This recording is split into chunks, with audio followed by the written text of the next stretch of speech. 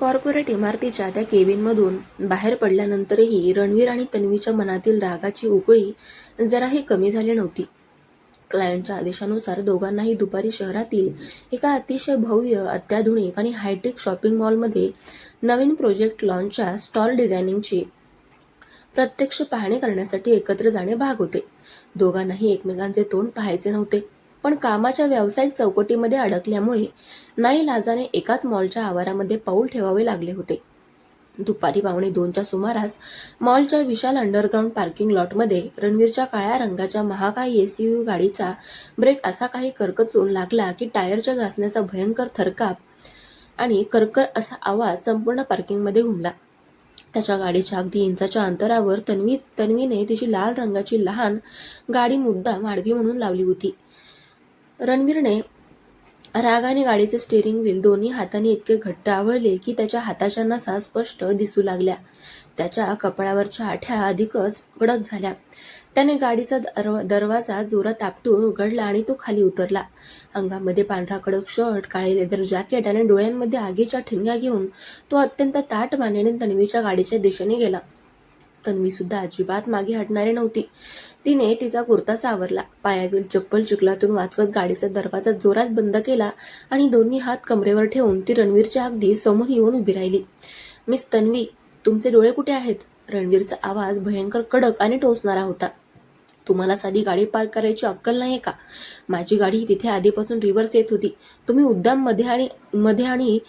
मध्ये गाडी आणून उभी केलीत. तन्वीने मान वर केली आणि थेट त्याच्या डोळ्यांमध्ये घालून सणसणीत उत्तर दिलं. माझे डोळे एकदम ठिकाणावर आहेत मिस्टर गर्विष्ठ, आणि ती पार्किंग स्पेस मी आधी पाहिली होती. तुम्ही आपली ही मोठी गाडी दाखवून मला घाबरवण्याचा प्रयत्न करत असाल तर तो डोक्यातून काढून टाका. गाडी मी इथून अजिबात हलवणार नाही. गाडी बाजूला घ्या. रणवीर तिच्या चेहऱ्याजवळ झुकत गरजला. मला क्लायंटच्या लॉन्च स्टॉलची पाहणी करायला उशीर होतोय. तुमच्या या बालकट हट्टामुळे मी माझा मौल्यवान वेळ वाया घालवणार नाही. मी सुद्धा कामासाठीच आली आहे, तुमच्या सुंदर चेहऱ्याचे दर्शन घ्यायला नाही. तन्वीने त्याच्या छातीवर बोट दाखवून सुनावले. तुम्हाला उशीर होत असेल तर गाडी रस्त्यावर उभी करा किंवा पायऱ्यांवरून गाडी घेऊन जा, पण मी माझी गाडी इथून 1 इंच सुद्धा मागे घेणार नाही. पार्किंगमधील सिक्युरिटी गार्ड्स अवाकून त्या दोघांकडे पाहू लागले. रणवीरचा इगो भयंकर दुखावला गेला होता. त्याने तन्वीकडे एक रागीट कटाक्ष टाकला. खिशातून गाडीची चावी काढली, स्वतःची गाडी तिथेच लॉक केली आणि तन्वीच्या गाडीच्या अगदी जवळून ताठ मानेने लिफ्टच्या दिशेने निघून गेला. तन्वीने दातोट खाल्ले. गर्विष्ठ माणूस. ती पाय आपटत तिच्या गाडीला लॉक लावून त्याच्या मागून लिफ्टकडे गेली. मॉलच्या 3ऱ्या मजल्यावर नवीन प्रोजेक्ट लॉन्चसाठी भव्य स्टॉल आणि स्टेज डिझाईनचे काम सुरू होते. तिथे असिस्टंट समीर आधीच हातामध्ये फाईल घेऊन घाबरलेल्या अवस्थेमध्ये उभा होता. रणवीर आणि तन्वी लिफ्टमधून बाहेर आले. दोघांच्याही चेहऱ्यावर एकमेकांबद्दलचा भयंकर संताप स्पष्ट दिसत होता. सर, मॅडम, क्लायंट्स 10 मिनिटांमध्ये इव्हेंट एरियामध्ये येत आहेत, समीरने थरथरत्या आवाजामध्ये सांगितले. तू तुझे काम कर समीर, आणि मला या कटकटी मुलीपासून लांब ठेव. रणवीरने लॅपटॉप बॅग टेबलावर आदळत सुनावले. मला सुद्धा तुमच्या या विषारी अहंकाराच्या जवळ राहायची अजिबात हौस नाहीये. तन्वीने तिची हँडबॅग दुसऱ्या बाजूच्या खुर्चीवर फेकली. दुपारची वेळ झाली. स्टॉलचे डिझाईन पाहता पाहता दोघांमध्ये प्रत्येक मुद्द्यावरून तुफान भांडण सुरू झाले होते. रणवीरला कडक आणि आधुनिक डिझाईन हवी होती, तर तन्वीला ती अधिक आकर्षक आणि रंगाने भरलेली हवी होती. तुमची ही डिझाईन भयंकर जुनाट आहे मिस्टर गर्विष्ठ, तन्वीने नकाशावर हात मारत म्हटले. आणि तुमची ही डिझाईन म्हणजे लहान मुलांचे चित्रकलेचे पुस्तक वाटत आहे मिस तन्वी, रणवीरने उपरोधाने टोला लगावला. दोघेही एकमेकांच्या अगदी जवळ येऊन ओरडत होते. तितक्यात तन्वीच्या हातामध्ये असलेला ज्यूसचा ग्लास रणवीरच्या हाताला लागला. रणवीर फोनवर बोलत वेगाने मागे वळला होता. धक्का लागल्यामुळे तो पूर्ण ज्यूस तन्वीच्या महागड्या हँडबॅगवर आणि तिच्या कुर्त्याच्या बाहीवर सांडला. माझी बॅग, तन्वी किंचाळली. अहो मॅडम, तुम्ही ज्यूसचा ग्लास हातात घेऊन रस्त्यामध्ये उभा होतात, रणवीरने रुमालाने स्वतःचा हात पुसत तिला म्हटलं. तन्वीचा पारा चढला. तिने बदला घेण्यासाठी तिथेच टेबलावर असलेला रणवीरचा लॅपटॉप उचलला आणि तो तिच्या बॅगमध्ये कोंबायचा प्रयत्न करू लागली. हे काय करताय तुम्ही? रणवीरने तडक पुढे होऊन तिचा हात मनगटापासून घट्ट पकडला. तुम्ही माझी बॅग खराब केली, मी तुमचा लॅपटॉप खराब करणार, तन्वी ओरडली आणि तिने लॅपटॉप सोडायला नकार दिला. रणवीरने तिला मागे ढकलण्याचा प्रयत्न केला. तन्वीने त्याचा शर्ट घट्ट पकडला. दोघांमध्ये रेस्टॉरंट आणि फूड कोर्टच्या मध्यभागी अक्षरशः खेचाखेची सुरू झाली. सोडा लॅपटॉप, रणवीर दात ओठ खात म्हणाला. आधी तुम्ही माझी बॅग पुसून द्या. तन्वीने त्याच्या डोळ्यांमध्ये डोळे घालून आव्हान दिले.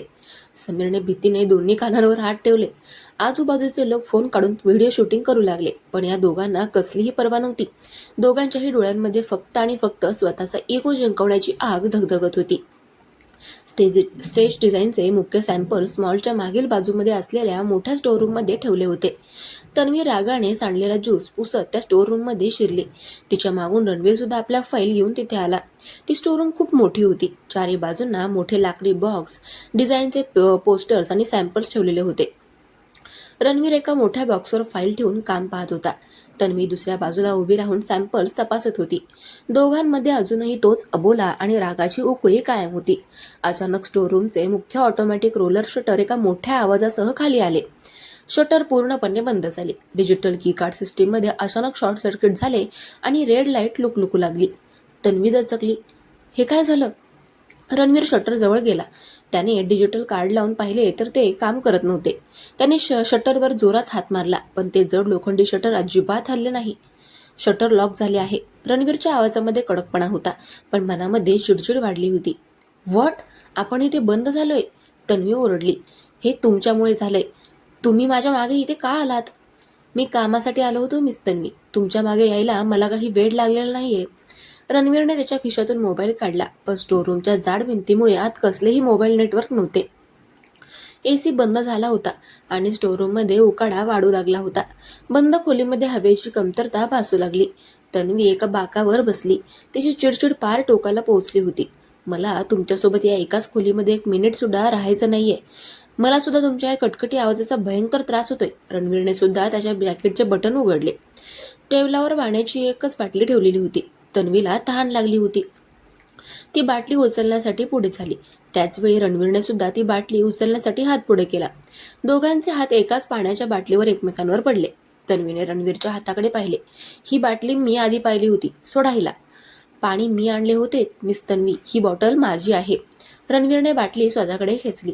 तन्वीने बाटलीचे दुसरे टोक धरून जोरात खेचले. दोघांमध्ये त्या पाण्याच्या बाटलीवरून लहान मुलांसारखी खेचाखेची सुरू झाली. सोडा रणवीर, तन्वी ओरडली. तुम्ही सोडा तन्वी. रणवीरने पूर्ण ताकद लावली. त्या उडाउडीमध्ये बाटलीचे झाकण अचानक उघडले आणि आतले थंड पाणी थेट रणवीरच्या महागड्या लेदर जॅकेटवर आणि तन्वीच्या कुर्त्यावर पूर्णपणे उडाले. दोघेही पूर्णपणे भिजले. तन्वीचा राग अनावर झाला. तिने ती रिकामी बॉटल सोफ्यामागे फेकून दिली. तुम्ही भयंकर स्वार्थी आहात मिस्टर गर्विष्ठ. रणवीरचा संयम पार सुटला. त्याने एक क्षणाचाही विलंब न करता तन्वीचा हात पकडला आणि तिला थेट मागे खेचून भिंतीला टेकवले. रणवीर तिच्या इतक्या जवळ येऊन उभा राहिला की तन्वीला हलायलाही जागा उरली नव्हती. रणवीरचा पांढरा शॉर्ट पाण्याने थोडा भिजला होता. त्याचे कडक डोळे तन्वीच्या डोळ्यांमध्ये भिडले होते आणि त्याच्या श्वासाची उकळी तन्वीच्या गळ्याला लागत होती. तन्वीच्या चेहऱ्यावर उडालेले पाण्याचे थेंब आणि तिच्या ओठांवरची थरथर पाहून रणवीरच्या डोळ्यांमध्ये एका क्षणासाठी एक अस्पष्ट, तीव्र आणि उबदार क्षणाची ठिणगी पडली. पण लगेचच त्याच्या कडक अहंकाराने त्याचा ताबा घेतला. तन्वी. रणवीरचा आवाज खूप खोल आणि रागाने थरथरत होता. तुला काय वाटतं, तू प्रत्येक वेळी माझ्याशी असा हट्ट करून जिंकशील? माझ्या अहंकाराला आव्हान द्यायची हिंमत पुन्हा करू नकोस. तन्वीच्या पायाला थोडी दुखापत झाली होती, पण तिच्या स्वाभिमानाने तिला अजिबात झुकू दिले नाही. तिने तिची मान वर केली. तिचे ओठ रणवीरच्या चेहऱ्यापासून अवघ्या 1 इंचावर होते. त्यांच्या श्वासांचा वेग वाढला होता. हवेमध्ये राग आणि एक न सांगता येणारा आकर्षण, द्वेषाचा असाधारण ताण दाटून आला होता. मी घाबरत नाही तुमच्या या अहंकाराला, रणवीर. तन्वी त्याच्या डोळ्यांमध्ये डोळे घालून दात ओठ खात म्हणाली. तुम्ही मला जितके दाबाल मी तितकीच तुमच्या विरुद्ध जाईन. तुम्ही जगातील सर्वात नीच आणि गर्विष्ठ माणूस आहात. रणवीरने तिचे दोन्ही मनगट भिंतीवर घट्ट दाबून ठेवले. आणि तू जगातील सर्वात हट्टी मुलगी आहेस. दोघेही एकमेकांच्या अगदी जवळ रागाच्या आणि श्वासाच्या तालावर वर खाली होत होते. त्या बंद स्टोअर रूममध्ये प्रेमाची आणि अहंकाराची एक विचित्र टक्कर चालू होती. तासाभराने बाहेरून समीर आणि सिक्युरिटी गार्ड्सनी शटर मॅन्युअली उचलले. शटरवर होताच प्रकाशाचा झोत आतमध्ये आला. तन्वीने रणवीरला मागे ढकलले आणि स्वतःला सावरले. पण बाहेर पडण्यापूर्वी तन्वीने एका गोष्टीची पक्की सोय केली होती. जेव्हा रणवीर शटरवर हात मारत होता तेव्हा तन्वीने अत्यंत हुशारीने क्लायंटची मुख्य लॉन्च फाईल रणवीरच्या बॅगेतून काढून स्वतःच्या बॅगमध्ये लपवून ठेवली होती, जेणेकरून रणवीरचा कडकपणा आणि शिस्त बिघडेल. पार्किंगमध्ये आल्यावर रणवीरने फाईल पाहण्यासाठी बॅग उघडली तर आतमध्ये फाईल गायब होती. रणवीरचा चेहरा रागाने लालबुंद झाला. त्याने मागे वळून तन्वीकडे पाहिले, जी ओठांच्या कोपऱ्यामध्ये खोडकर आणि विजयी हास्य घेऊन ताठ मानेने उभी होती.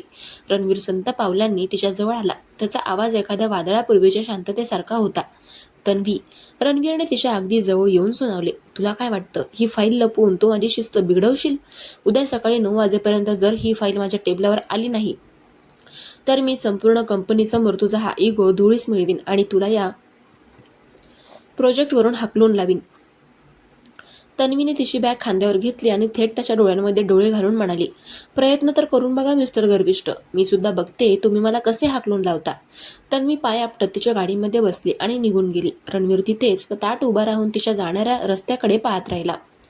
दुसऱ्या दिवशी सकाळी हवामानामध्ये हलका गारवा होता, पण स्कायलाईन कॉर्पोरेशनच्या 5व्या मजल्यावर मात्र 100 डिग्री सेल्सिअसचा भडका उडालेला होता. सकाळी ठीक 8:30 वाजता रणवीर ऑफिसमध्ये दाखल झाला. नेहमीप्रमाणे पांढरा शुभ्र शर्ट, डिझायनर टाय आणि चेहऱ्यावर एक भयंकर कडक आणि धोकादायक शांतता. त्याने केबिनमध्ये पाऊल ठेवताच पहिला डोळा टेबलावर टाकला. तिथे फाईल नव्हती. रणवीरने हातातील घड्याळाकडे पाहिले. 8:45 झाले होते. मिस तन्वी, 15 मिनिटे उरली आहेत तुमच्याकडे. तो स्वतःशीच दातोट खात पुटपुटला. ठीक 8:55 वाजता तन्वी केबिनमध्ये आली. अंगामध्ये गडद लाल रंगाचा कुर्ता, काळी लेदर हँडबॅग आणि डोळ्यांमध्ये तोच नेहमीचा बाणेदार आव. ती अत्यंत आरामामध्ये स्वतःच्या तालामध्ये आत आली आणि स्वतःच्या खुर्चीवर जाऊन बसली. रणवीर खुर्चीवरून उठला. तो शांत पावलांनी तिच्या टेबलाजवळ आला. त्याने दोन्ही हात टेबलावर टेकवले. Right on time miss Tanvi, माझी फाईल कुठे तर आहे? रणवीरने थेट प्रश्न विचारला. तन्वीने चहाचा घोट घेतला आणि अतिशय निरागस चेहरा करून म्हणाली, कसली फाईल मिस्टर रणवीर? तुमची फाईल सांभाळायला मी काय तुमची पीए आहे का? तन्वी, नाटक बंद करा. रणवीरचा आवाज कडक झाला. काल स्टोअररूममध्ये तुम्ही माझ्या बॅगेतून फाईल काढली आहे हे मला चांगल्या प्रकारे ठाऊक आहे. शांतपणे फाईल माझ्या टेबलावर ठेवा. मी नाही घेतली तुमची फाईल. तन्वीने मान उंचावून सुनावले. स्वतःची फाईल सांभाळता येत नाही आणि माझ्यावर आळ घालताय. गर्विष्ठपणा करा, पण स्वतःचे डोके ठिकाणावरून ठेवून करा. रणवीरने क्षणाचाही विचार न करता तिची हँडबॅग उचलली आणि थेट टेबलवर उलटी केली. तन्वीची लिपस्टिक, मेकअप किट, रुमाल, चाव्या आणि मोबाईल सर्व टेबलावर सांडले, पण ती फाईल तिथे नव्हती. हे काय भलते भलते चाळे चालवलेत तुम्ही? तन्वी रागाने उठली. माझ्या बॅगेला हात लावायची हिंमत कशी झाली तुमची? रणवीर आवाक झाला. फाईल बॅगेत नव्हती. तन्वीच्या चेहऱ्यावर एक खोडकर स्मित हास्य उमटले. तिने फाईल तिच्या बॅगेत ठेवलीच नव्हती. तिने ती फाईल सकाळीच ऑफिसच्या मुख्य रिसेप्शनवरील फाईल रॅक मागे लपवून ठेवली होती. काय झालंय मिस्टर गर्विष्ठ? मिळाली का फाईल? तन्वीने उपरोधाने विचारले. आता बोला, मला प्रोजेक्टवरून कसे हाकलणार आहात? रणवीर तन्वीच्या अगदी जवळ गेला. तुम्ही खूप हुशार समजताना स्वतःला, पण ही फाईल आज दुपारी 12च्या मीटिंगसाठी आवश्यक आहे. जर ही फाईल मिळाली नाही तर नुकसान संपूर्ण टीमचे होईल. मला शिकवू नका. तन्वीने त्याची कॉलर हलकीशी पकडत म्हटले. फाईल हवी असेल ना, तर आधी माझ्यासमोर तुमचा हा अहंकार झुकवा आणि सांगा की तन्वी, मला तुझी गरज आहे. रणवीरच्या डोळ्यांमधून आगीच्या ठिणग्या बाहेर पडल्या. त्याने तिचा हात कॉलरवरून खेचला आणि तिला सोफ्याकडे सरकवले. मी, रणवीर, तुमच्यासमोर मान झुकवेन? स्वप्नात सुद्धा विचार करू नका मिस तन्वी. तितक्यात समीर धावत आतमध्ये आला. सर, मॅडम, बोर्ड मेंबर्स आणि क्लायंट्स आले आहेत. 10 मिनिटांमध्ये मीटिंग सुरू होते आणि ते 30 लॉन्च फाईल मागत आहेत. केबिनमधील वातावरण क्षणामध्ये तंग झाले. आता रणवीर काय करणार? तन्वी त्याचा इगो मोडून काढणार की रणवीर स्वतःच्या ताकदीने फाईल शोधून तन्वीला मात देणार? दोघांमधील हे युद्ध आता एका भयंकर निर्णायक वळणावर आले होते.